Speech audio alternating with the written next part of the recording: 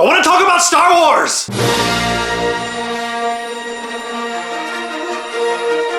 Ladies and gentlemen, we are mere months away from the final movie in the Skywalker franchise saga thing. All 9 of them are going to be out, plus a little bit extra.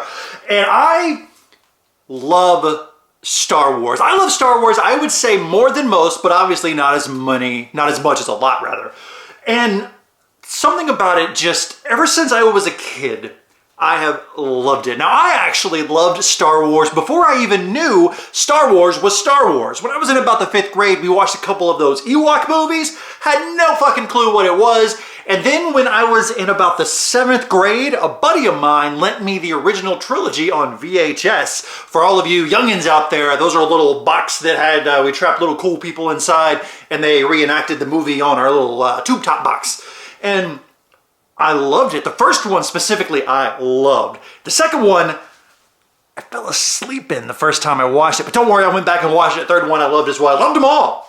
But Star Wars didn't really hit me until around 1999. Up until that point, I have seen each movie about a dozen times.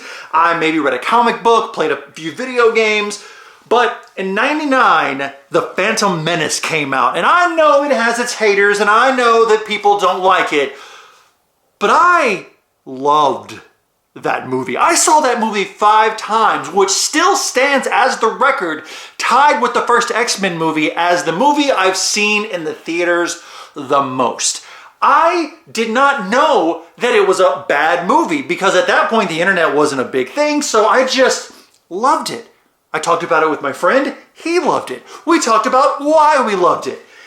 I think the reason why I love the Star Wars movies so much, and specifically why I am not one of those people who are annoyed at the direction that the new series took, is that I love stories. I love being told a story. I don't get mad that the story didn't go the direction I would have done, because if I was so good at it in the first place, I would have wrote the story.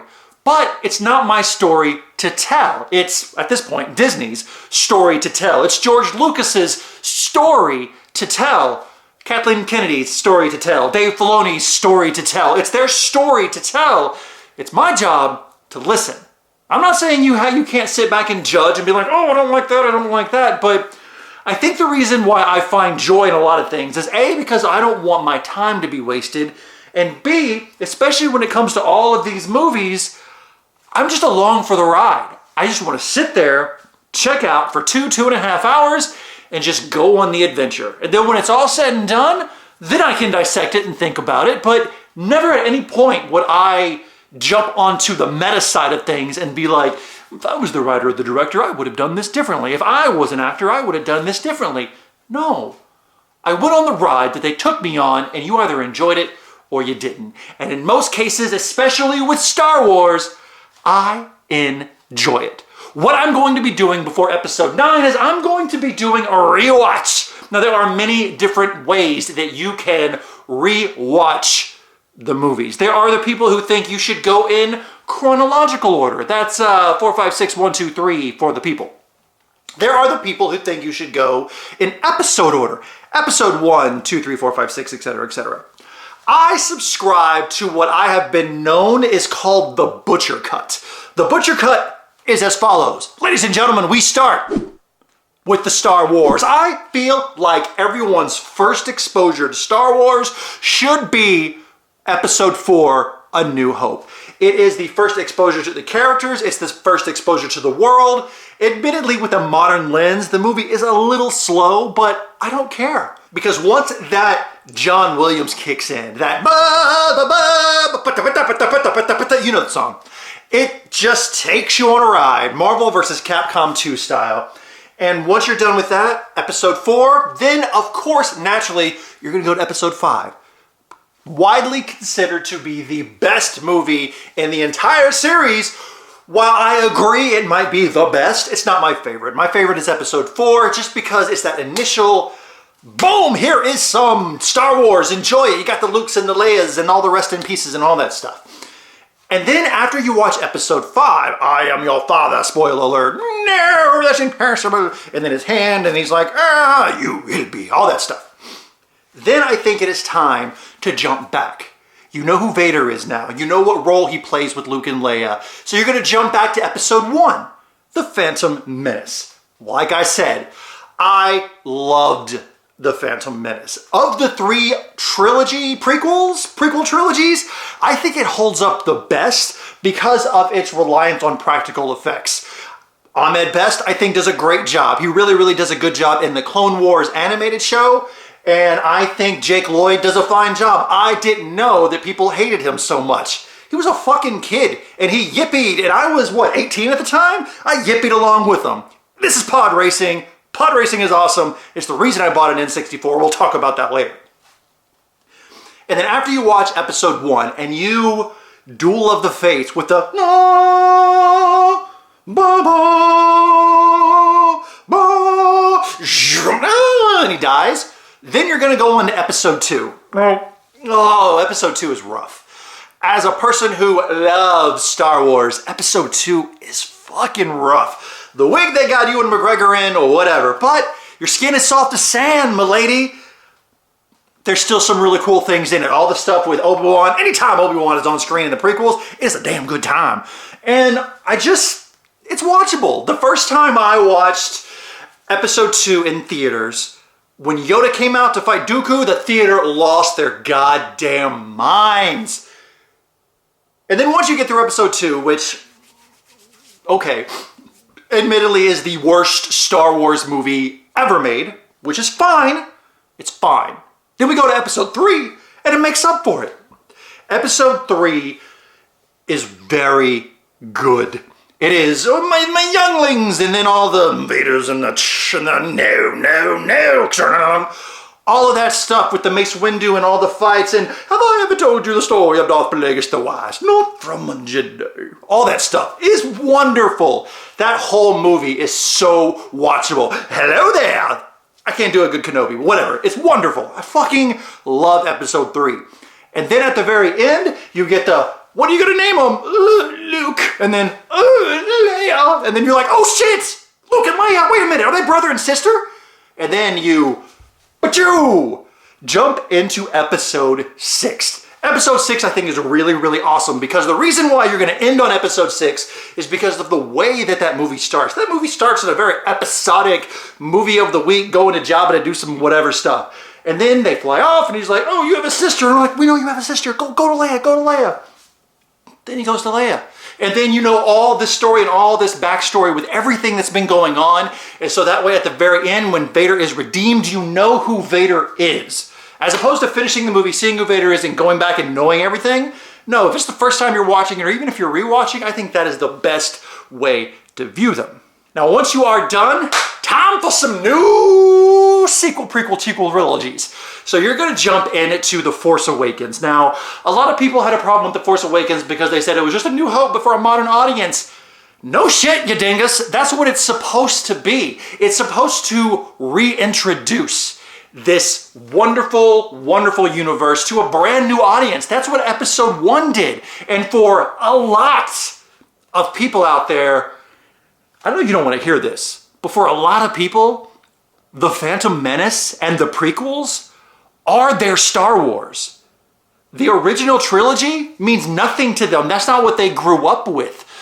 And so that is going to be the same thing for the new trilogy. Now I, balls to the wall, love the new trilogy so far. I love The Force Awakens. It is exactly what it had to be. It had to walk the tightest of lines. People gave J.J. Abrams a lot of shit, but that's okay because he had to do it the way he did it. He had to reset, recalibrate everybody to tell them, hey guys, you know what? We need to kind of bring this back to the center. The prequels happened. The original trilogy happened. This is a new thing. It's familiar yet old. Yeah, we're going to retread some old ground, but we have to recalibrate everything to get everyone on the same track. And that's when Rian Johnson fucked all of you guys up and came out with The Last Jedi, which is one of the best Star Wars movies ever made. I left the theater thinking it was one of the best Star Wars movies ever made, and then the backlash happened and all this stuff, And, you know, Jesus, Leia, and everything, and Luke, and everyone was unhappy with the blue milk and whatever, or the green milk, or the booby sucking thing, and all of the tossing over the lightsaber. It is exactly what those characters would have done, because that's the story that they took us on. And if you didn't think, oh, that's not what Luke would do, that's not what Luke would do, guess what, motherfuckers? It's what Luke did, ergo, it's what Luke would do. That's the story that has been told. I love Rey, I love Kylo, I love Poe, I love Finn, I love BB-8, this weird ass, I don't think I have a BB-8 around here, but I love all of it. I love the story they told, I love how they mixed it up. You motherfuckers out there who gave Rose a hard time, shame on you. Shame on you. I think she did a great job. She was exactly there for what she needed to do. Canto Blight was also, it was an okay part of the movie. It was just there to break up some things. You gotta take a breath every once in a while. And this movie set up so many things. Oh, Snoke's not a thing. He's just a red herring. Who the fuck cares? You see how that bitch went out? Bam! Caught that shit. Ooh, and he fell over. It's just a fun experience. Y'all remember having fun at the movies? Of course you don't, because you hate it for some reason, and I don't understand why. So that is the order of the movies I'm gonna go in. 4, 5, 1, 2, 3, 6, 7, 8. And if I have time, we will throw in Rogue One and Solo. You can sprinkle those in really wherever you want. Those are really just nostalgia movies that are like, oh, this is a fun thing to watch. If I was being serious and I had all the time in the goddamn world, I would go 4, 5, 1, 2, Clone Wars cartoon show, ending with the Tartakovsky, whatever that guy's name is, Clone Wars show, then go into episode 3, then watch Rebels, and then go into Rogue One, and then Solo. No, I would do Solo after 6, because you get to know who Han Solo is, and then you're like, oh, guess what? He dies. I just love it. I cannot wait. I bought my tickets day 1. And I think what Star Wars does better than most things, especially now, is it really does a good job of making you want more Star Wars after you're done with your Star Wars. What do I mean by that? I'm talking books, I'm talking games, I'm talking Legos. I don't know if you guys can see this. Let's go and hop over here real quick. Scoot down. Look at all this shit. These are all my Star Wars Legos. And I love them. Meow, Naboo, meow. I fucking love it. It's so good. And then also you can see behind me I have the pod racer and then some Legos, and there was underwear in this. So I am not the most objective guy when it comes to the wars. Some of the things I've enjoyed the most out of Star Wars are the video games. The board games, not so much. The LCG from Fantasy Flight was terrible. The dice game, Destiny, was not fun. I loved Outer Rim. We already have a video on that. Go watch it. But you can't just throw Star Wars on something and have me blush all over it. It has to have some substance. So I'm not here as a grown man in Chewbacca pajamas who has a wife pajamas for Chewbacca and a baby with Chewbacca pajamas. I'm not that person, but I am that person. I'm not the person who bought all of the Disney Infinity stuff for Star Wars, but I am that person. I have Star Wars books that I've read. I've really enjoyed those. I've enjoyed the Legos. The board games, not so much. The video games, your Shadows of the Empire, your Dark Forces, your Jedi Knight, Jedi Academy, and Jedi whatever 2. It's just awesome. I love Star Wars so much. This video is just me rambling about how much I love Star Wars, and I do plan on the rewatch. Do you plan on rewatching everything before you go into episode 9, or are you just going in, just raw dogging it and seeing what it's like? I am so excited for episode 9. Do I have any theories? I'm sure I do, but they don't really mean anything. And it's just, it reminds me of why I love movies. I love going in there, hearing the opening crawl, hearing the thing. Man, I just love Star Wars. I know a lot of people just like the prequels or the sequels or whatever, but if you just like a couple of things, there's 9 movies by now, and if you only like 2 of them, do you even like Star Wars? I'm not gatekeeping saying you can't, because you absolutely can, and you absolutely should.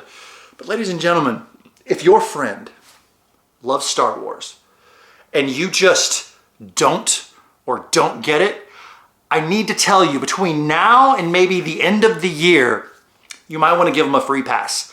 Let them talk about the movie. Go see the movie with them, because this episode 9 is gonna be episode 5. That was terrible. I don't care, because I love Star Wars. I'm gonna read a book before the movie. I'm gonna go watch all the other movies. Ah! Also, Fanboys is really good. It's the movie parody, and then Spaceballs, of course. Who doesn't love Spaceballs? I actually like Spaceballs a lot, and was more familiar with Spaceballs than I was with Star Wars when I first watched it. Yeah. Cockknocker! You know how it works. Ladies and gentlemen, thank you so much for joining me on this rambling. I hope you and yours are well. Peace out.